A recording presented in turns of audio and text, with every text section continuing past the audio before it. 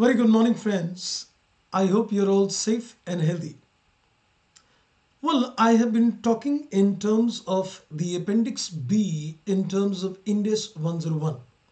And we were talking in terms of estimates in the previous video. Now, in this particular video, we're going to talk of another mandatory exception, and that is dealing with NCI, non-controlling interest. Well, the moment you think in terms of NCI, what triggers in the mind is consolidation and consolidation in terms of Index 110. So when you're looking in terms of the NCI measurements, one thing which you need to keep in mind is NCI computation is all going to be dependent upon Index 103. Now, we have not dealt in terms of the Appendix C, which is dealing with business combination, but let's keep one very basic principle in the mind, and that is, when it comes to business combinations in terms of opening India's balance sheet, the company has got two choices. Either it plans not to restate the business combinations, or it plans to restate the business combination. So your entire accounting treatment of the NCI is going to be dependent upon two situations. When you say that I am not restating business combination, that means you will apply Index 110 also prospectively. And accordingly, NCI per se is not to be remeasured. Second is you say that yes, I'm restating business combinations, which means Index 110 on a retrospective basis and the NCI also needs to be restated. Let's talk of this in a little more detail because this is a very interesting and a crucial area when a company is making its opening Index balance sheet. How would the NCI be treated in the opening Index balance sheet? That means the consolidated balance sheet for the date of transition. Let's find this out in this video. चलिए, मैं उम्मीद करता हूं कि जो बच्चे intermediate की अपनी दिसंबर 21 के एग्जाम्स दे रहे हैं, आप सबकी प्रिपरेशन जोरों शोरों में चल रही होगी और इसके लिए आपके लिए एक और छोटा सा एक लीग लेके आए हैं, CPL चार्टर्ड प्रीमियर लीग, जिसके अंदर आप सीए इंटरमीडिएट के सब्जेक्ट्स पर 30 मिनट्स में 200 क्वेश्चंस आपको आंसर करने हैं। MCQ बेस्ड फॉर्मेट के अंदर आप अपने ये क्वेश्चंस आंसर करेंगे। इससे आपकी प्रिपरेशन मजबूत भी होगी और टेस्ट भी होगी, दोनों काम एक साथ होंगे और इसके लिए आप फ्रीली एनरोल कर सकते हैं। डिस्क्रिप्शन बॉक्स के अंदर आपको इन CPL यानी इन टेस्ट सीरीज के आपको लिंक्स मिलेंगे, तो आप उस लिंक के अंदर अपने इस CPL के लिए एनरोल कर सकते हैं और अपनी तैयारी को मजबूत कीजिए और टेस्ट भी कीजिए और कुछ नहीं करना है, दिसंबर के लिए एग्जाम को अच्छे से क्रैक करना है। So let's crack it. Well, as I just gave you a little inputs that we need to keep one very basic principle into account, and that is what is the status of Index 103 that would decide the status of Index 110, and that would decide the status of the NCI. Keep the chain very clear in mind.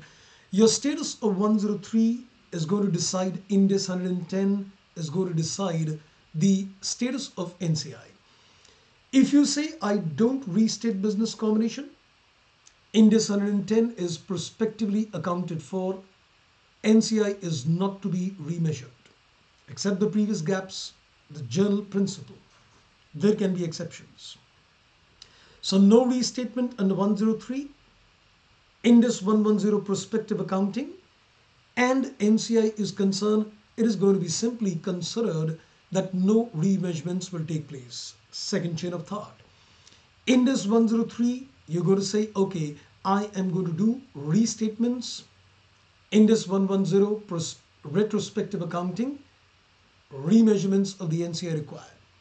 So we're going to deal with two situations. One is that if the entity elects that I am not going to restate business combinations, you go for the Appendix C optional exemption where the entity chooses that on the date of transition, past business combinations are not to be restated, which means that Index 110 is also going to get a prospective accounting. So per se, there is no need to make any changes to the NCI. Now, why did I say that per se there is no need to make any changes to the NCI? For the reason, apart from this, let's get into a little more background. Remember the general principle which I gave you for the opening Index balance sheet R and D, that is recognition, derecognition, reclassify, and remeasurements. Now, when the company is making an opening India's balance sheet, even if the company chooses not to restate the business combination, but still Appendix C of Indias 101 would require you that you would be, considering a position like this. Any assets and liabilities were taken in the previous gap, but India says don't take them. So you need to re-recognize them. So you said in the previous gap, assets and liabilities were not taken. So India says you need to recognize, so recognize them. So there might be assets and liabilities in the previous gap which were recorded in the books, but India says don't, de-recognize them.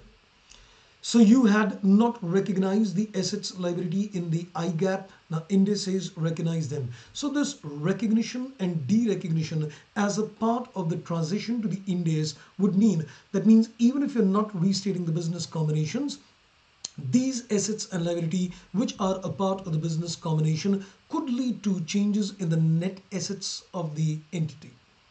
Because if there were certain assets and liability which were taken in the I gap, but we are saying in India's don't take them, it changes the net assets.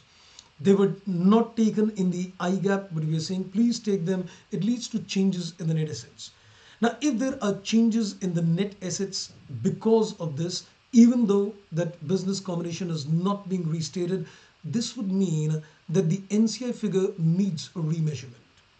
So if you say that, okay, if you tell me that there are no such assets or liabilities which were taken in the I gap and India says don't take them, or which were not taken in I gap and India says take them, then I think it's a wonderful case.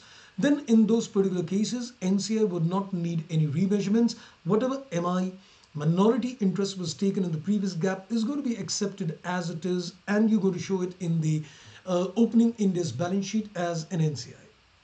But in a situation where the changes in the assets and liabilities is taking place, in those particular cases, in spite of the fact that restatement of the business combination is not done, but NCI would get restated in this particular case. Rather, I would say would get remeasured. That is the situation number one. Now comes the situation number two, which is pretty easy, and that is, what happens if the entity opts under the Appendix C that I want to restate the past business combinations? Great. Well, in any case, remeasurements would take place. So in that particular case, we don't need to do anything. In those particular cases, since Index 101, you are saying that I am restating the business combinations with a retrospective effect. So remeasurement of the NCI would take place. Your previous gap MI is not an acceptable figure to be taken in the opening India's balance sheet. So in that particular case, NCI remeasurement is for sure. So moral of the story, that if the company chooses not to restate the business combinations as per Appendix C, NCI ordinarily would not require any remeasurements unless there are certain assets and liabilities, which required that they were taken in the previous gap. India says don't take. They were not taken in the previous gap. India says take them. So that could lead to remeasurements of NCI. Otherwise, there will be no remeasurements. But if you choose to restate business combinations, the simple story is remeasurement of NCI would definitely take place. So that is on another exceptions in terms of Appendix B. Thank you for watching. Wait some more interesting videos coming on the Appendix B as well as C and D. Thank you. Bye-bye and take care.